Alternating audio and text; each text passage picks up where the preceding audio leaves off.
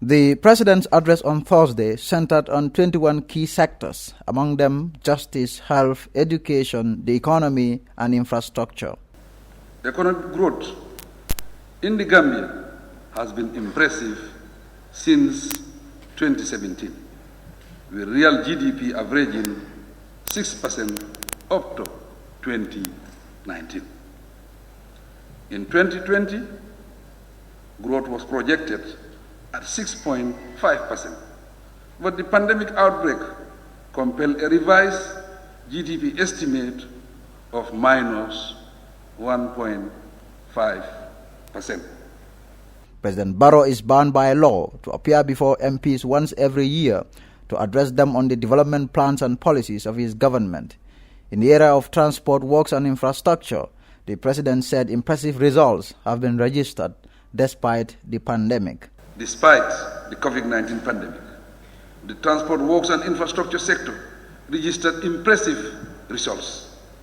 By the end of 2020, government had achieved 100% completion of the 818-kilometer primary road network set in the NDP. This covers the north and south banks of the country.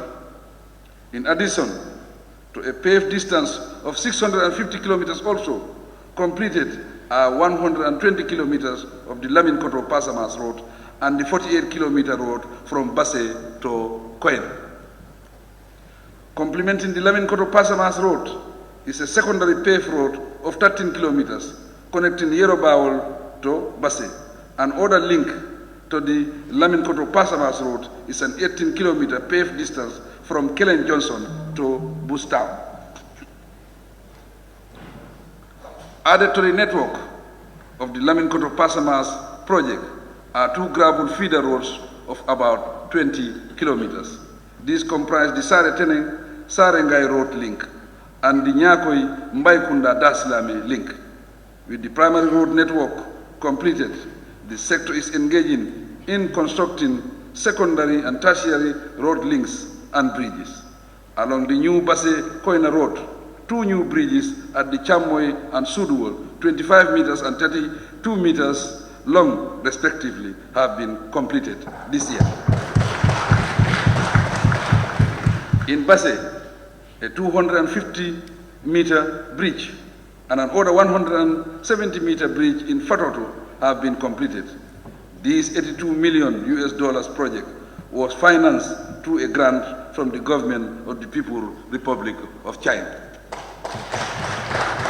Justice is another critical area that the country's development is dependent upon.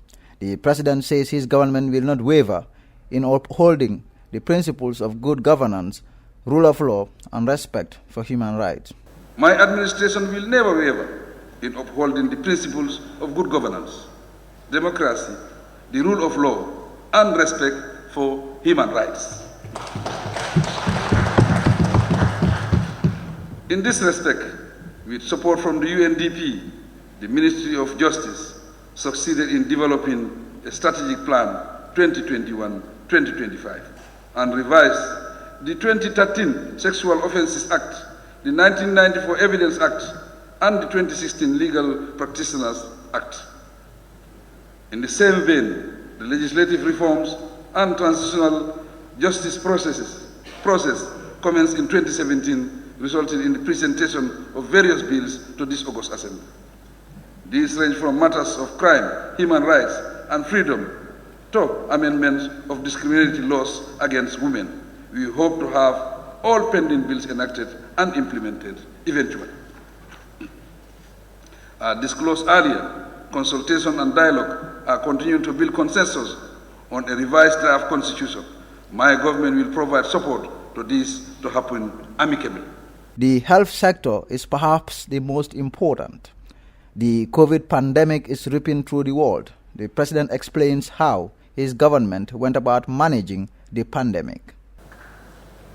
Focusing on the pandemic, the government has sourced essential supplies and encouraged local production to meet part of the country's demand for them. As of now, my administration and our development partners have committed over $200 million on medical and non-medical supplies.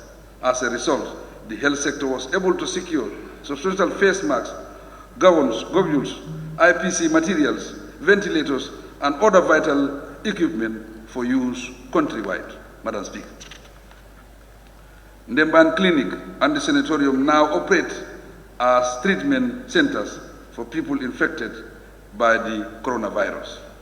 3 other treatment centers, Esew, Soma, and Bansan, are in use, and the construction of 8 others in various parts of the country has started.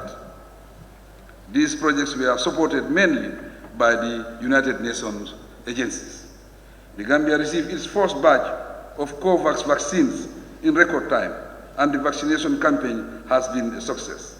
The Johnson & Johnson vaccine donated by the government of the United States is now being administered successfully across the country.